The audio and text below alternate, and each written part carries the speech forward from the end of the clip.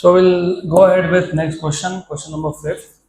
An alpha particle, and you now know what is alpha particle. It is nucleus of helium. तो दो proton दो neutron है उसमें. An alpha particle, the nucleus of helium atom, with charge +2 is accelerated and moves in a vacuum tube with kinetic energy 10 MeV. MeV is million electron volt. It passes through a uniform magnetic field of 1.88 Tesla. तो ये जो charge alpha particle है, it is passing through a magnetic field of 1.88 Tesla and traces a circular path of radius 24.6 centimetre. Obtain the mass of the alpha particle. आपको 1 eV दिया है in joule, आपको charge भी बता दिया of electron. Good. तो आपको तो वैसे by the way you already know, पूछा जाए आपको मास ऑफ अल्फा पार्टिकल, तो एक रफ आइडिया तो तुमको है ही कितना आना चाहिए. As I just told you, mass of alpha particle has 2 protons and 2 neutrons, और mass of proton and neutron is रफली सेम. तो total mass is 4 times of mass of proton.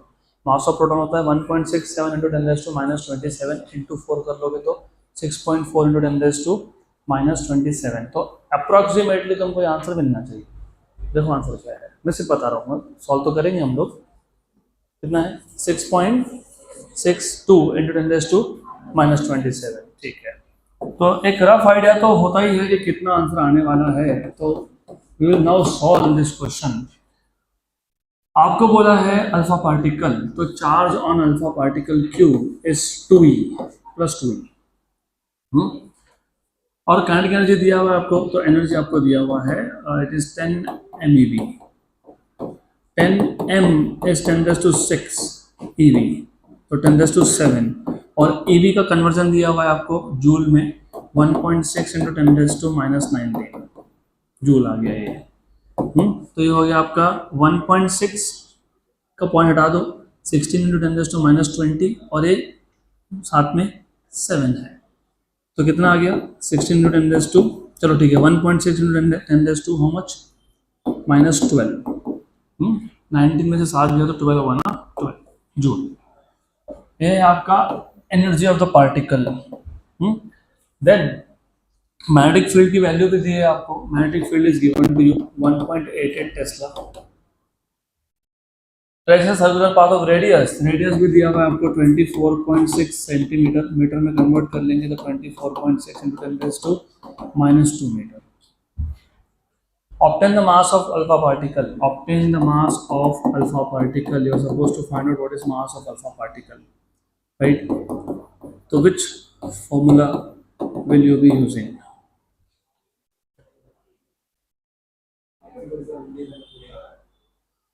No. Energy दिया है, चार्ज दिया है, B दिया है, R दिया है, M पूछा है, Q² B² R² by 2m.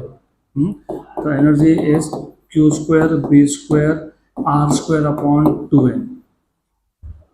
Velocity दिया होता तो हाफ mv² से डायरेक्ट कर लेते हम, क्योंकि एनर्जी दिया होता, स्पीड दिया होता तो हाफ mv² लगा लेते. गुड. पर स्पीड दिया नहीं है, तो वो भी अप्रोच बन सकता है.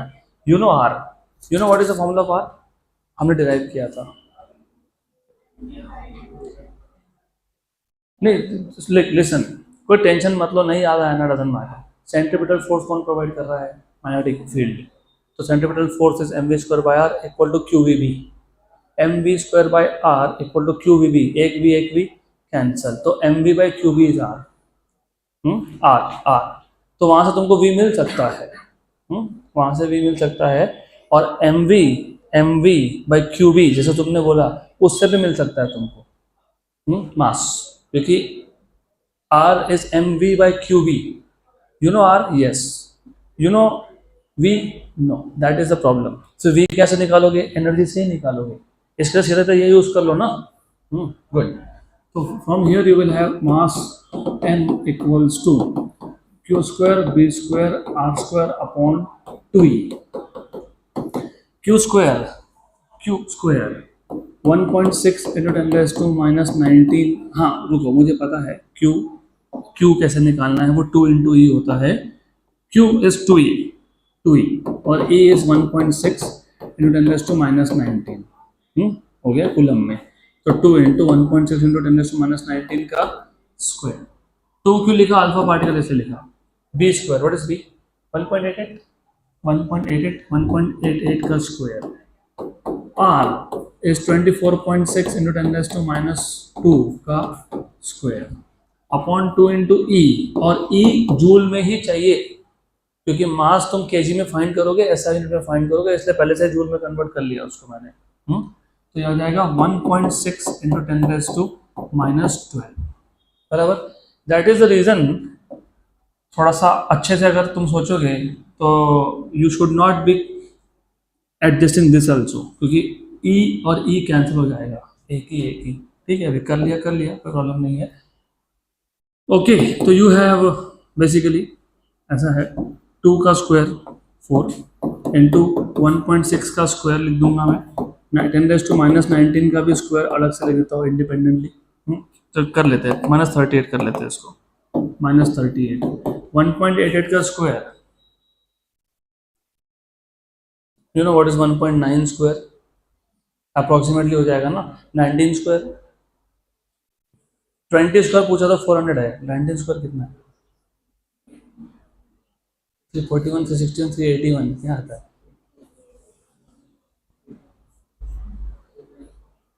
324 कैसे आ सकता है? नहीं आ सकता। 361, वो 1.9 का स्क्वायर कितना हो जाएगा फिर? 3.61। ये 1.88 है, अप्रोक्सीमेटली 3.5 आएगा। अप्रोक्सीमेटली बोल रहा हूँ, मैं कैलकुलेट कर ही लेता हूँ, I just calculate it here. तो 1.88 का स्क्वायर, 1.88 का स्क्वायर हमको एक्यूरेट करना पड़ेगा 3.5344। तो ये 3.5344 एक्यूरेट क्यों करना पड़ेगा? क्योंकि आंसर अगर आप देखोगे तो आंसर आपको 6.6 समथिंग दिया है, तो एक्यूरेट करना पड़ेगा आपको। व्हाट इज 24.6 का स्क्वायर? व्हाट इज 25 का स्क्वायर? 625, 625। 24.6 का स्क्वायर कितना होगा अप्रोक्सीमेट? व्हाट इज 24 का स्क्वायर? 576। 25 का स्क्वायर 625, तो इसका स्क्वायर लगभग 600, अप्रोक्सीमेटली 600। तो 24.6 इंटू 24.6 605, 605.16, 605.16। अभी मैं साथ में आपको ट्रिक्स बता रहा हूँ कैलकुलेशन की, क्योंकि कभी कभी ऐसा होता है हमारे पास टाइम ही नहीं बचा तो कैलकुलेशन एक्यूरेट नहीं हो पाते, तो अप्रोक्सीमेट कर लेना तब। -4, 2 इंटू 1.6 इंटू 10⁻12। गुड। तो ऐसा है, ये 1 जा, ये 2 जा, ये 1 एक, ये और ये कैंसिल हो गया। तो कैंसिल हो गया, ठीक। देन बाकी सबको बाद में देखते हैं। -34 एंड -38 एंड -4, -42, और नीचे कितना है? -12, तो -30 बचेगा ऊपर। कितना बचेगा? -30। तो ऊपर आएगा 10⁻30। वो आना भी चाहिए था क्योंकि -27 तो आना ही वाला है। क्या बचा? और 1.6, 3.53, 605, 1.6, उसके बाद 3.53 एंड 605, 3.53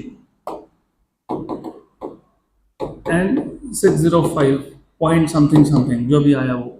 गुड। अब लुक, इसको ना 3.5 मान लो, इसको 600 मान लो।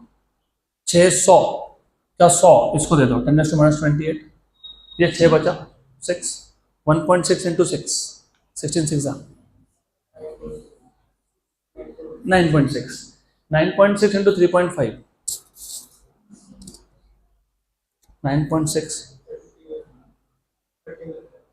30, 31, नियर अबाउट 32। हमको तो आंसर गलत मिल रहा है, कुछ तो रह गया ना, फिर क्या रह गया? ये 2 तो बराबर है ना 32 के आसपास, उसका डबल 64, तो बराबर है। This is all correct. Good. तो अभी ये फाइनल आंसर बता देता हूँ मैं आपको। 605.16 इंटू 1.6 इंटू 2 इंटू 3.5344, 3.5344, ये आ गया 6844.4, 6844.4 इंटू 10⁻30, तो ये आ जाएगा 6.84 इंटू 10⁻27 किलोग्राम। डन। ठीक है, हमारा थोड़ा सा आंसर अलग आ सकता है, कोई प्रॉब्लम नहीं, थोड़ा सा। डन।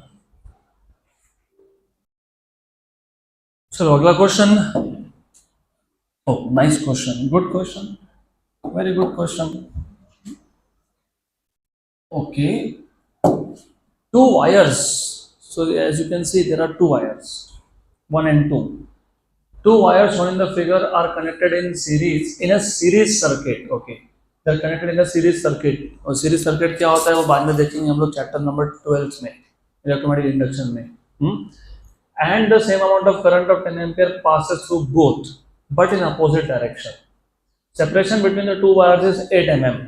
अब तुमको जानबूझ के कंफ्यूज करने के लिए एक वायर का था बेंड करके दिखाया और दूसरा सीधा दिखाया और सेपरेशन बोला 8 mm. ये तो नहीं बोला कि ये डिस्टेंस 8 mm है कि ये डिस्टेंस 8 mm है. तो कभी भी शॉर्टेस्ट डिस्टेंस लेना. This is 8 mm. इसको मैं ए बोल देता हूँ, तो ए की वैल्यू 8 mm है. The length of A B, ये जो ए बी सेक्शन है इसका लेंथ है 22 centimetre. Obtain the direction and magnitude of the magnetic field. Obtain the direction and magnitude of magnetic field due to current in wire 2 on the section AB of wire 1. तो 2 में से जो current pass हो रहा है वो क्या produce करेगा? मैग्नेटिक फील्ड सराउंडिंग स्पेस में. तो उस मैग्नेटिक फील्ड का डायरेक्शन और मैग्नीट्यूड AB पे क्या है ऐसा पूछा है. गुड. डायरेक्शन तो तुमको राइट हैंड थंब से समझ जाएगा. Imagine the wire to be held in your right hand such that the thumb is outstretched and fingers are curled. If thumb gives direction of current, fingers give direction of magnetic field and current is going down. बराबर. लेकिन ये जो AB section है ये to the right है, to the right है. तो fingers कहाँ पॉइंट कर रहे हैं? इनवर्ड्स. तो क्रॉस की डॉट क्रॉस, यहाँ पे क्रॉस फील्ड है, क्रॉस फील्ड. गुड. तो डायरेक्शन तो मिल गया हमको. Also obtain the magnitude and direction of force on wire 1. क्योंकि ये जो वायर 1 का ए बी सेक्शन है ना वो 2 के फील्ड में है, तो और इसमें भी करंट है. तो because it is a current carrying conductor in a magnetic field it will experience force. और आपको पूछा डायरेक्शन बताओ. डायरेक्शन तो पता ही है ना हमको. अनलाइक करंट्स है दे रिपेल ईच अदर. तो फोर्स इधर होगा, इधर. It will go away because unlike currents में रिपल्सिव फोर्स होता है. तो डायरेक्शन तो पता ही है हमको. तो ओवरऑल आपको क्या क्या पैरामीटर दिए हैं? Let us first identify the parameters and start solving them. तो हमको क्या क्या दिया है? हमको दिया है सबसे पहले दोनों में करंट कितना है? 10 है. तो I1 और I2 दोनों की वैल्यू 10 है. Magnitude wise they are same, direction wise they are opposite, current are opposite. फिर बोला है आपको 8 mm डिस्टेंस है. तो स्मॉल a की वैल्यू 8 mm है, मतलब 8 × 10⁻³ मीटर होगी.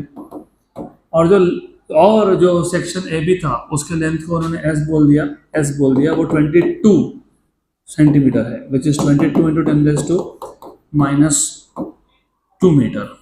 Good. Obtain the direction. Obtain find the direction and magnitude of magnetic field due to current in wire 2, मतलब B2 फाइंड करना है.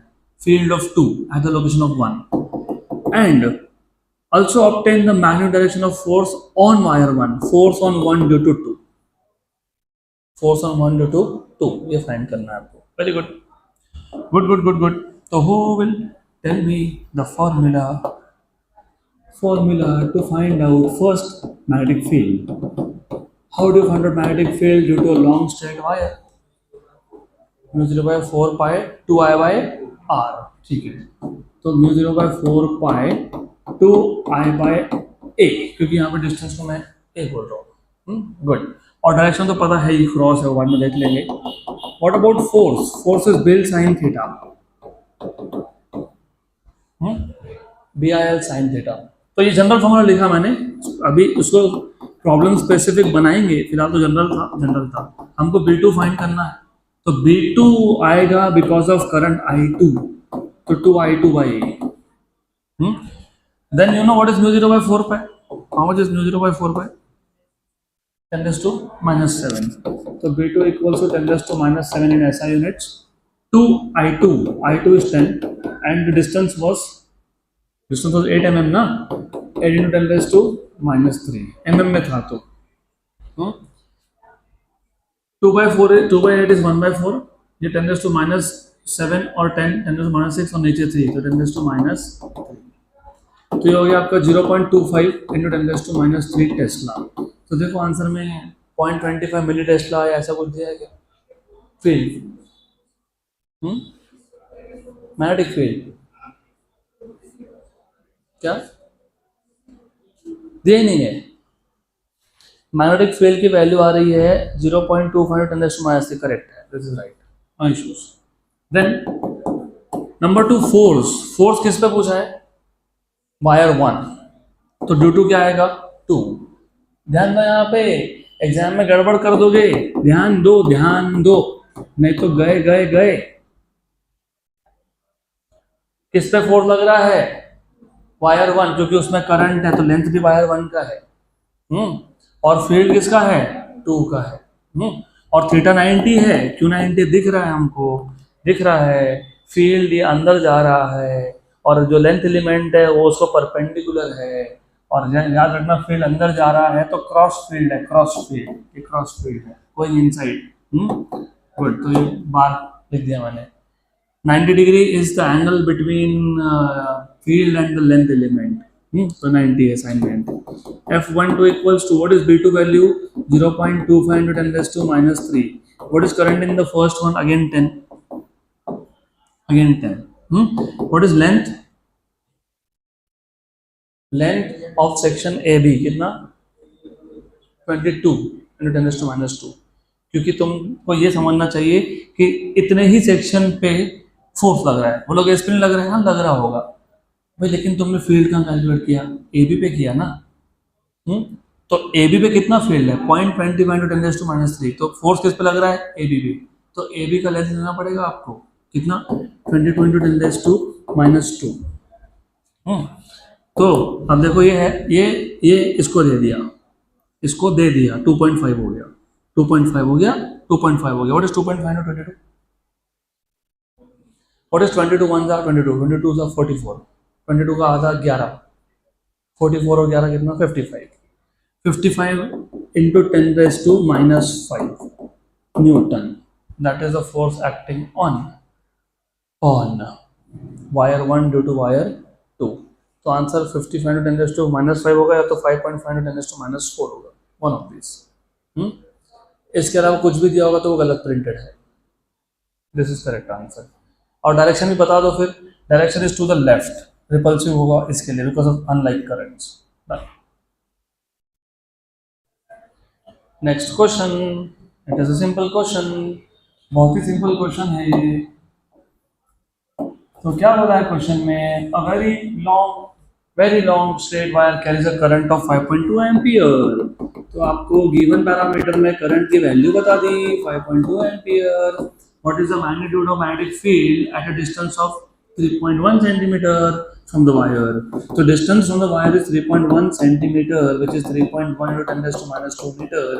इतने डिस्टेंस पे आपको पूछा है मैग्नीट्यूड ऑफ मैग्नेटिक फील्ड, मतलब बी पूछा है। तो अभी आपने मुझे बताया ही, वापस एक बार बता दो, what is the formula for magnetic field to a long straight wire, μ0 by 4 pi 2I by distance. यही है ना, पाई होता है लॉन्ग स्ट्रेट वायर में, पाई होता है। तो हो गया सॉल्यूशन, सिंपल सिंपल, μ0 बाय 4 पाई 10⁻⁷ और यहाँ पे दिया भी है आपको 2 into I की वैल्यू कितनी है? 5.2, 5.2। What is the distance given to you? Distance is 3.1 into 10⁻²। ठीक, ऊपर -7 नीचे -2 मतलब -5 तो हो ही गया। ऊपर 10.4 आ गया, नीचे 3.1 आ गया। 10.4 और नीचे 3.1। 10.4 को 10.5 मान लो, 3.1 को फिलहाल 3 मान लो, राइट, फिलहाल 3 मान लो, राइट। What is 105 by 3? 35, 35 बराबर। तो 10.5 by 3 इज 3.5, 3.5 into 10⁻⁵ के आसपास आंसर होगा। उसके आसपास क्या दिया है? 8.35, वो 3.35 है, it's not 8.35, it is 3.35 into 10⁻⁵। It is 3.35 into 10⁻⁵।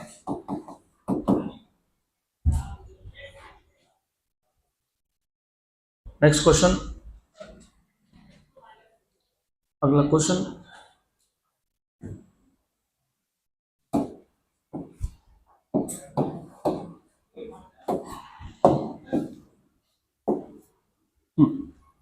current of equal magnitude flows through two long parallel wires. Current of equal magnitude flows through two long parallel wires having separation of 1.35 centimeter.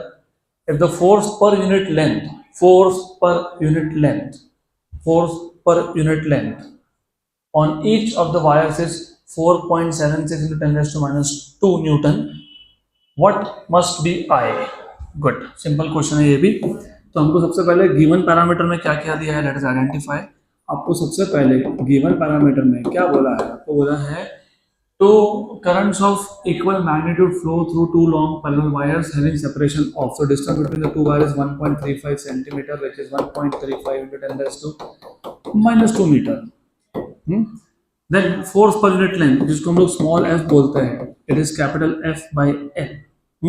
तो force per unit length is equal to 4.76 into 10 raised to minus 2 Newton. Actually Newton पर metre होगा क्योंकि उन्होंने पहले से बोल दिया force per unit length. ठीक है. What must be the value of I. दोनों में करंट सेम था तो तुमको बेसिकली I1 और I2 पूछा है, मतलब I पूछा है.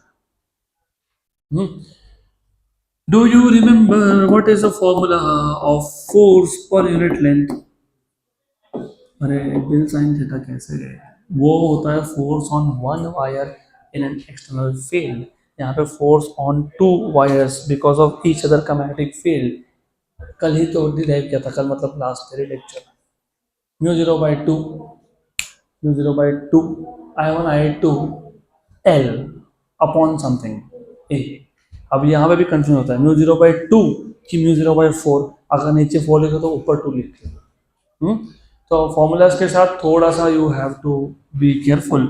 तो you can write down force equals to force, total force mu 0/2 लिख रहे हो तो ऊपर 2 नहीं आएगा, I1 I2 by A. और यहाँ भी केयरफुल रहना, ये फोर्स है तो इधर लेंथ आएगा. अगर उधर लेंथ नहीं लिख रहे हो तो इधर लेंथ लिखो, ये फोर्स पर यूनिट लेंथ हो गया. Correct. You have to keep this in mind. अगर यहाँ लेंथ लिखा तो दैट इज टोटल फोर्स, पूरे वायर पे कितना फोर्स. और अगर वहां नहीं लिखा तो that is force per unit length, मतलब यूनिट लेंथ पे कितना फोर्स. और I want you to verify this formula once for yourself. Correct तो मुझे पता है लेकिन तुम वेरीफाई करो, देख लो एक बार. इधर 4 देखा तो ऊपर 2 आएगा. फोर्स पर यूनिट लेंथ मतलब force between two long parallel wires का टॉपिक. मतलब वो कहाँ पे बताओ, बायर-सावर्ट लॉ के बाद एक एप्लीकेशन था, उसके बाद लॉन्ग स्ट्रेट वायर का मैग्नेटिक फील्ड फाइंड करने के बाद है क्या. हाँ पाई, इसलिए मैंने बोला ना वेरीफाई कर लो. पाई आएगा इधर, क्या आएगा पाई. मैंने पहले भी बोला है लॉन्ग स्ट्रेट वायर के मैग्नेटिक फील्ड में नीचे पाई आता है. यहाँ पे एक वायर दूसरे वायर के फील्ड में है और वो वायर जिसकी फील्ड में है वो लॉन्ग स्ट्रेट वायर है, तो नीचे पाई आता है. अभी करेक्ट, श्योर, पक्का पक्का, कोई कंफ्यूजन नहीं. क्योंकि अभी वापस गड़बड़ की तो गए फिर वापस. मैं इसको मैं इधर 4 लिखने वाला हूँ तो इधर 2 कर देता हूँ. That's all only for my convenience. तो ये हो गया, good. Then let us start with solution now. तो आपको स्मॉल f की वैल्यू दी है तो मैं स्मॉल f लिखूंगा. Small f equal to mu 0/4 pi 2 I1 I2 मतलब 2I स्क्वायर, क्योंकि I1 और I2 की वैल्यू I है, अपॉन A. A की A स्क्वायर, A की A स्क्वायर, A पक्का ना. A पक्का, जितना हो सकता है उतना कंफ्यूज करूंगा मैं. A की A स्क्वायर, A क्योंकि फोर्स में नॉर्मली A स्क्वायर आता है, रेजिस्टेंस का स्क्वायर आता है नॉर्मली, यहाँ पे नहीं आता. गुड. ये वैल्यू तुमको दी हुई है. How much is that value? 4.76 into 10 raised to minus 2. और ये कितना होता है? 10 raised to minus 7. Mu 0/4 pi is 10 raised to minus 7. 2 into I square, वो फाइंड करना है I. और डिस्टेंस कितना दिया है? 1.35 into 10 raised to minus 2. Good. ये 10 raised to minus 2 और 10 raised to minus 2 minus 4 और ये 10 raised to minus 7. तो चलो ठीक है, 4.76 into 1.35, ये 2 को यहाँ लाए, ये 10⁻² कितना हो गया, 10⁻⁻4 हो गया, और ये 10⁻⁻7 नीचे आ गया, और ये आ गया I का स्क्वायर। तो अब what is 4.76/2? 2.38, 2.38. So you have I square equals to 2.38 into 1.35 into 10⁻⁻4 और ये -7, तो 10⁻+3, क्योंकि नीचे -3 था, ऊपर जाके क्या हो गया, प्लस हो गया, बराबर। 2.38, 1.35, 10⁻⁻3 ऊपर आके +3 हो गया, बट तो what is I square, how much is this? 4. Approximately चाहिए, हम लोग लुकिंग फॉर अप्रोक्सीमेट आंसर्स। एक काम करो, इसको 2.4 मान लो, इसको 1.3 मान लो। 2.4 इंटू 1.3, 2.4 इंटू 1 तो पता होता है ना, 24 से कितना होता है, 72, बराबर। तो 2.4 इंटू 0.3 कितना हो गया, 0.72, तो कितना आ गया आंसर?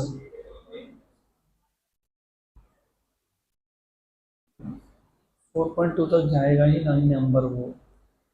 ये 2.4 था, उसको 1.3 से मल्टीप्लाई कर रहे हो, 24 इंटू 13 कर लो, 24 इंटू 10 240 होता है, 24 इंटू 3 72 होता है, 240 में 72 ऐड करो, कितना होता है, 312 होता है, तो 3.12 आ गया वो, 3.12 इंटू 10⁻³ आ गया, 3.12 इंटू 10⁻³ मतलब हो गया 3120, 3120, उसका रूट लोगे, कितना कितना 56 पॉइंट समथिंग, बराबर। क्योंकि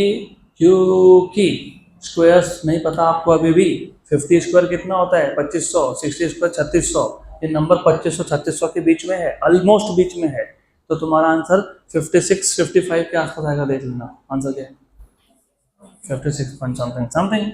तो ये जो है ना, ये आंसर जब आप सॉल्व करोगे, इसको पहले तो मैं पूरा लिख देता हूँ। ये मल्टीप्लाई करने के बाद आपको वैल्यू मिल रही है, आफ्टर मल्टीप्लाइंग 32.13, 32 मतलब 3.213 इंटू 10⁻³ तो ये आ गया आपका I इक्वल्स टू √3213। तो ये आपको मिल जाता है 56.6 समथिंग, एग्जैक्ट आंसर आ रहा है 56.68, और आपको आंसर दिया होगा 56.7। Next question. कैलकुलेशन को लेके थोड़ा सा तुमको अपना सोचने का तरीका चेंज करना पड़ेगा। 2.4 इंटू 1.3 में से पहले पॉइंट हटा दो, 24 इंटू 13 मतलब 24 इंटू 10 240, और फिर 24 इंटू 3 72, बराबर। तो 240 में 72 ऐड कर लो, 240 में 72 ऐड कर लो, जो भी आएगा। अब क्योंकि तुमको 2.4 इंटू 1.3 करना था, तो 2 नंबर का पॉइंट लगा देना। So that's how you basically calculate, you should calculate. अगला question, question number 9। Magnetic field at a distance 2.4 centimeter from a long straight wire is 16 microtesla. What must be the current through the wire? Again a simple question, बहुत ही simple question है ये भी। जो आपको given parameter में क्या क्या दिया पहले वो समझ लो।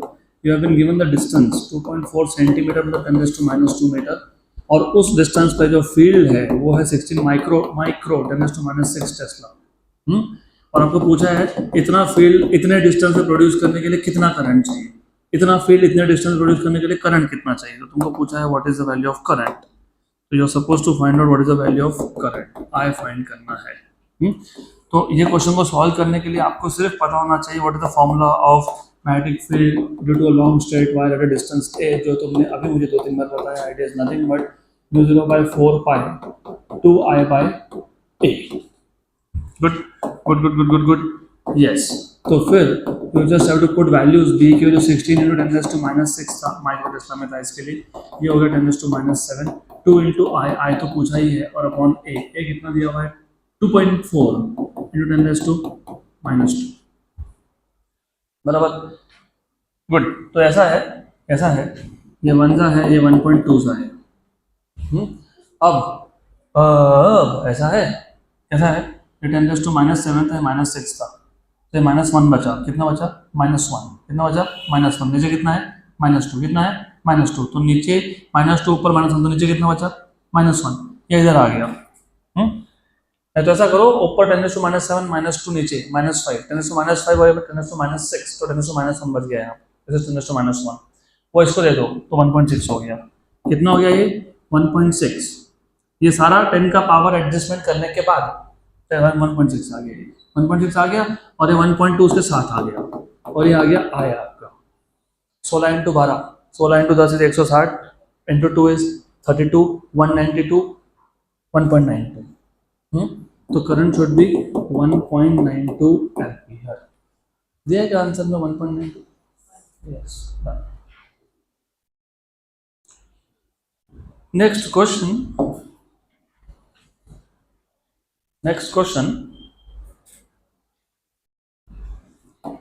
इस चैप्टर के क्वेश्चन बहुत सिंपल है, वेरी सिंपल क्वेश्चन।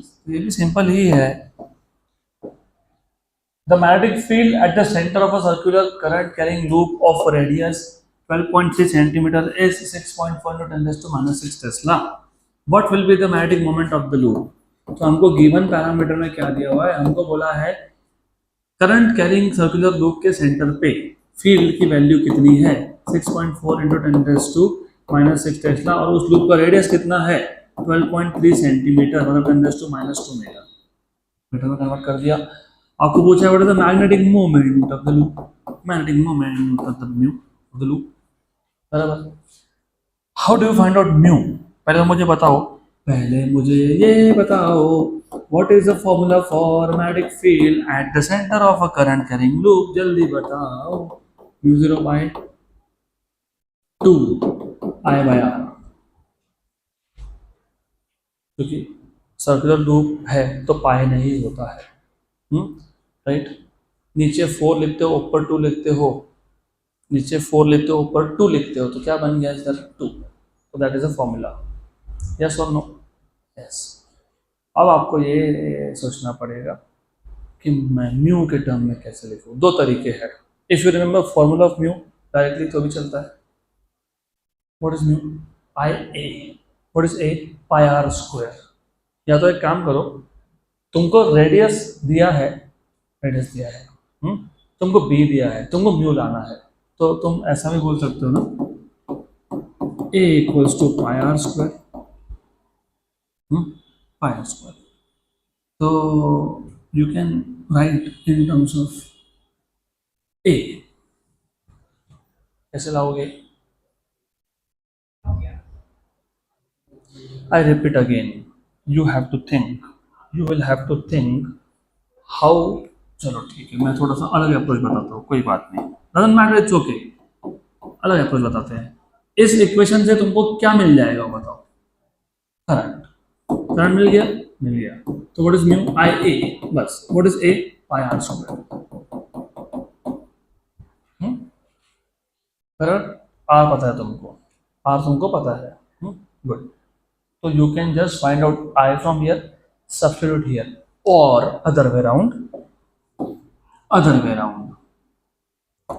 यहां से I का इक्वेशन बना लो, 2br अपॉन μ0, और उसको इधर सब्स्टिट्यूट कर दो, मतलब एक सिंगल स्ट्रोक में तुम्हारा काम हो जाएगा फिर।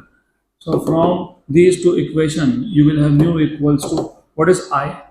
2br अपॉन μ0 into πr², ऐसा भी चलता है, works। This is also fine। So it will be now up to you, you decide which method you want to find out I and then substitute the value of I, और directly formula बना लिया, वैसे भी चलता है। पक्का।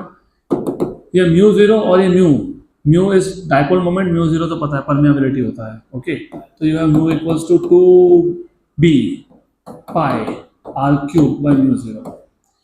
तो ये हो गया आपका formula ready. Now let us just put values here, value substitute कर दो यहाँ पे, जस्ट पुट वैल्यूज।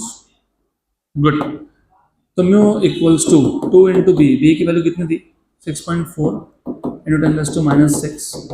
पाई को पाई रखो, आर की वैल्यू कितनी है 12.3 इंटू 10⁻² का क्यूब करना पड़ेगा इसका, divided by what mu zero, what is mu zero 4 pi into 10⁻⁷। Okay, तो एक काम करना, इसको कैंसिल कर देना, एक काम और करना, इसका पॉइंट हटाना, इसको -7 कर देना, और ये -7 और -7 10⁻⁷ कैंसिल कर देना, और एक काम करना 1 और 16 से लिख देना। Good. Okay, what is 16 to the 32। Okay fine. और 12.3 का क्यूब कितना आता है? What is the cube of 12.3? हाँ,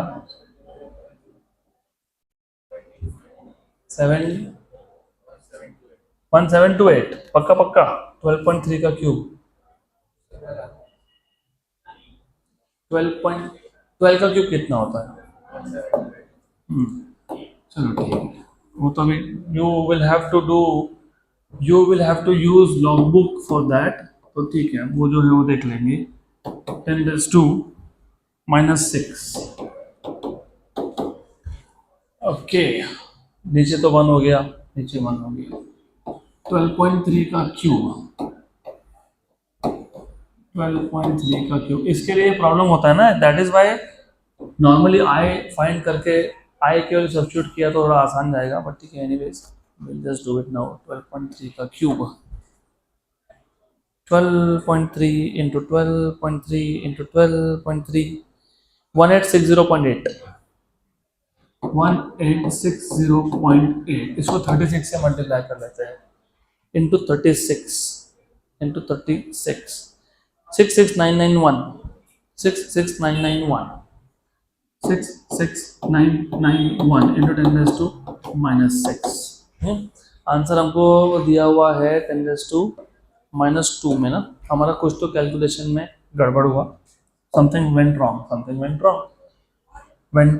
10⁻² में दिया होगा तो 6.6 हो जाएगा, 6.69 10⁻² एम्पियर मीटर स्क्वायर। आंसर है 5.9, तो चेक करना पड़ेगा, समथिंग वेंट रॉन्ग। यस 30 देखा है ना, 32 36 लिख दिया मैंने, 32। ओके, हो गया करेक्शन। तो 32, this multiplication turns out to be 5955। तो ये आ जाएगा आपका 5.955 into 10⁻² after adjusting all the powers ampere metre square.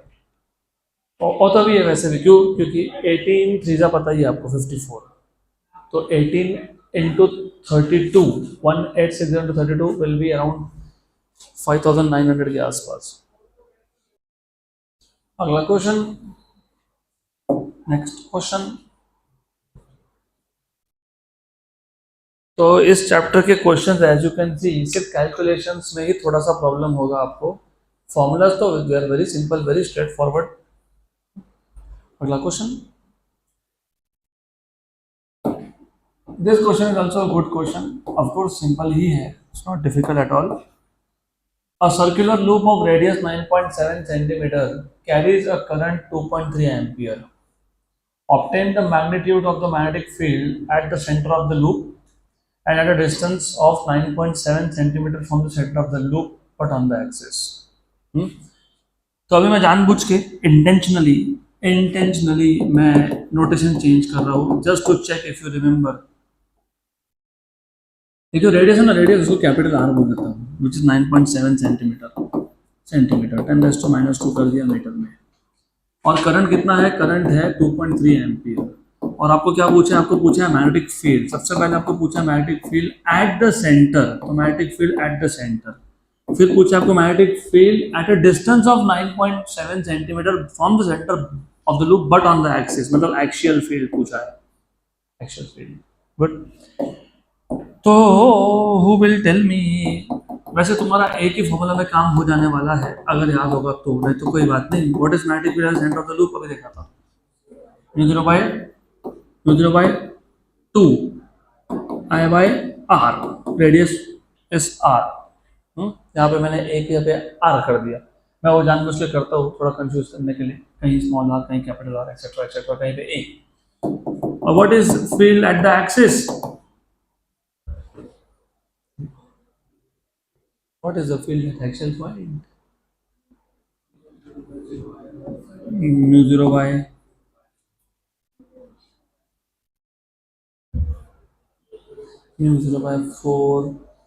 Mu 0/4 पाई कहाँ से आ गया, सर्कुलर लूप है, पाई नहीं होता है। म्यू 0/4 ऊपर 2i लिखोगे तो, नहीं तो mu 0/2 I are square upon are square plus Z square raise to 3/2। बराबर। मैंने एक थ्री टॉपिक में गलती भी की थी, 4 पाई लिखा था, फिर उसको करेक्ट किया था, फिर भी तुम मुझे आज 4 पाई बता रहे हो। 4 पाई नहीं, लूप में एक्सिस हो, सेंटर हो, कुछ भी हो, 4 पाई नहीं होता है, नहीं होता है। गुड। तो अब वैसे भाई द वे इसको थोड़ा सिंप्लीफाई कर देते हैं। आर की वैल्यू कितनी है, 9.7 सेंटीमीटर, और एक्सिस पे जो पॉइंट है उसका डिस्टेंस भी कितना है, 9.7 सेंटीमीटर। मतलब पता है आपको z और r की वैल्यू सेम है। तो केस 2 के लिए जब आप सॉल्व करोगे तो थोड़ा सा ध्यान दोगे अगर, तो z की वैल्यू मतलब वो पॉइंट का डिस्टेंस एक्सिस पे, जिसको तो जब मैंने ये डिराइव किया था ना फॉर्मूला, तब मैंने r को a बोल दिया था, रेडियस ऑफ द लूप, और z को x बोल दिया था। तो तुम्हारा फॉर्मूला बना था mu 0/2 I A square upon A square plus X square raise to 3/2। तो उसके हिसाब से बात करोगे तो तुम्हारे पास x और a की वैल्यू सेम है, इसके हिसाब से बात करोगे तो तुम्हारे पास r और z की वैल्यू सेम है। तो अच्छा हो गया ना हमारे लिए, हमारे क्वेश्चन में r और z की वैल्यू सेम बोली है, तो हमारे लिए ही अच्छा है, because if it is same directly put here.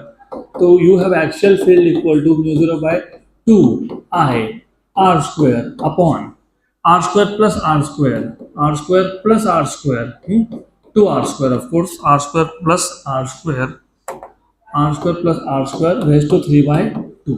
तो ये हो जाएगा mu 0/2 I are square upon 2r square raise to 3/2। तो हो जाएगा आपका mu 0/2 I are square upon 2 raise to 3/2, 2 का क्यूब 8, 8 का रूट 2√2, कितना होता है वो 2√2, पक्का ना, 2√2 आ गया। और ये हो गया r raise to 3, r raise to 3, ये और ये हो गया कैंसल। तो ये तुम्हारा फाइनल फॉर्मूला बन गया एक्सिस पे म्यू 0/4√2 आई बाय आर। पक्का, this is what you have at actual point. अब एक्चुअली थोड़ा सा तुमने स्मार्टली काम करना चाहिए, ऐसा एक्सपेक्टेशन होता है, मेरा भी है। What is this formula, mu 0/2 I by R. Look, ऐसा लिख के गलती कर दी, नहीं करना चाहिए था। अगर थोड़ा सा सोचोगे, थोड़ा सा इस क्वेश्चन के लिए, हाँ इस क्वेश्चन के लिए, mu 0/2 I by R, mu 0/2 I by R, तो 1/2√2। मतलब जब भी एक्सिस पे जिस पॉइंट पे तुमको फील्ड फाइंड करना है उसकी वैल्यू, उसका डिस्टेंस और रेडियस सेम हो गया, ये पता है कौन था, सेंट्रल वैल्यू था। तो ये बन जाएगा आपका BC/2√2। मतलब तुम्हारे कैलकुलेशन कम हो जाएंगे, क्योंकि तुमको तो फाइंड करना ही है ना। तो that's how you should be thinking. और मैं तुमको जेई नीट के टाइम पे इसका तुमको ट्रिक बना के देने वाला हूँ, straight forward, put a number get your answer, done. तो वो बनाएंगे तब, अभी तो स्टेट बोर्ड है, अभी तो लिखना पड़ता है ना हमको, तो लिखेंगे। तो अभी आ जाता है हमारा सॉल्यूशन। तो what is BC, it is mu 0/2 I by R. Mu 0 is 4 pi into 10 raised to -7 upon 2. How much was the current? 2.3. And this is 9.7 into 10 raised to -2. Good. Solve करो इसको। 4 pi कितना होता है, 12.5 into 10 raised to उसको 2 पाई करना चाहो तो 2 पाई कर दो, 6.28 हो जाएगा, और क्या होगा, तो ये हो जाएगा आपका 1 जा एंड 2 जा, 2 पाई 6.28, 2 पाई 6.28, 6.28, ये बन गया 6.28 इंटू 10⁻⁻7 और -2 मतलब 10⁻⁵, 2.3 और 9.7। अप्रोक्सीमेट आंसर बता सकता हूँ मैं, अप्रोक्सीमेट जैसे रफली 2 जा 3 जा, 2 जा 3 जा, रफली स्पीकिंग। 2.3 को 2.5 मान लेता हूँ, 2.5 इंटू 2 इज 5, नीचे कितना था 3, 5/3 अप्रोक्सीमेटली, व्हाट इज 5/3,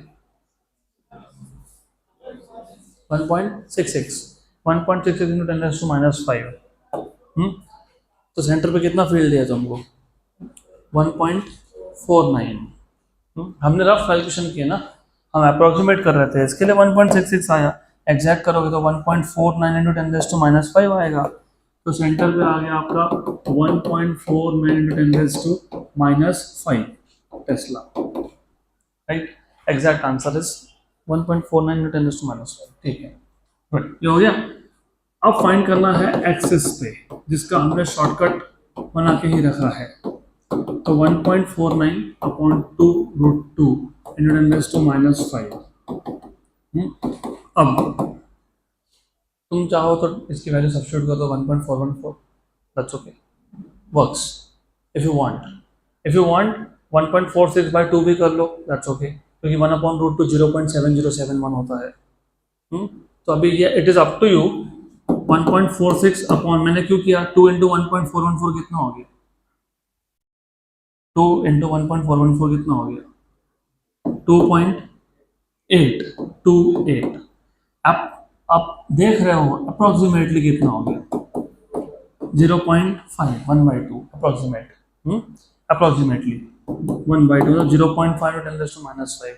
एग्जैक्ट करोगे तो 0.5267 आता है, 0.5267 इंटू 10⁻⁻5 टेस्ला, तो आंसर आएगा 5.26, 5.26 इंटू 10⁻⁶ टेस्ला, इतना आंसर आपका आएगा। Again there is a printing mistake in the text book, क्या दिया आंसर, तो नहीं आएगा, 1.6 आएगा। तो होपफुली डन। अगला क्वेश्चन, next question,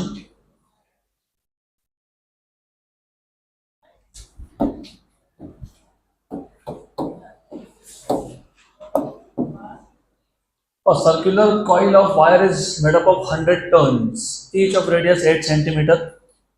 If a current of 0.4 ampere passes through it, what will be the magnetic field at the center of the coil? Simple question है ये भी, सिर्फ यहाँ पे सिंगल टर्न नहीं है, यहाँ पे नंबर ऑफ टर्न्स आपको दिए हुए 100, हर एक का रेडियस है 0.8 सेंटीमीटर, मतलब 8 × 10⁻² मीटर है, और आपको करंट बोला हुआ है, current through the coil is 0.4 ampere, और आपको पूछा है what will be the magnetic field at the centre, और हमने अभी देखा at the centre of the loop, centre of the loop, centre of the loop magnetic field, centre of the loop magnetic field μ0/2 I/r, ये single turn का है, n turns का multiply by n होता है, वो सिंगल टर्न का था, और सेंटर ऑफ द लूप था, लूप तो नीचे पाई नहीं होता, तो ये बन गया फॉर्मूला। तो सॉल्यूशन भी इजी है, क्योंकि आपको सिर्फ यहाँ पे वैल्यू सब्स्टिट्यूट करनी है, n μ0I/2r, n is 100, that is 10⁻², μ0 is 4 pi into 10⁻⁷ into current is 0.4 upon 2 into radius is how much, radius is 8 into 10⁻⁻², but current is 0.4, yes done। अब यहाँ पे ध्यान दो तो अच्छा है, नीचे 8 2 जा 16 है, ऊपर भी 4 into 0.4 is 1.6, तो एक काम करना, ये जो 100 का 10 है उसको दे देना, तो 10 बचा, ये 10⁻⁷ बचा, ये 4 और ये 4 कितना हो गया, 16 हो गया, ओके रिमेंबर, ये 10 इसका 10 इसको गया, 4 into 4 16 हो गया, और पाई आ गया 10⁻⁷ आ गया 16 into 10⁻² हो गया, वेरी गुड।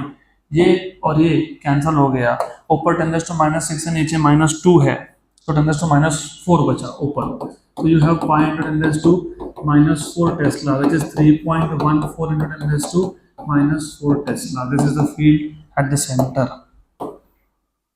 क्या लिया वैल्यू? 3.14 to 10 minus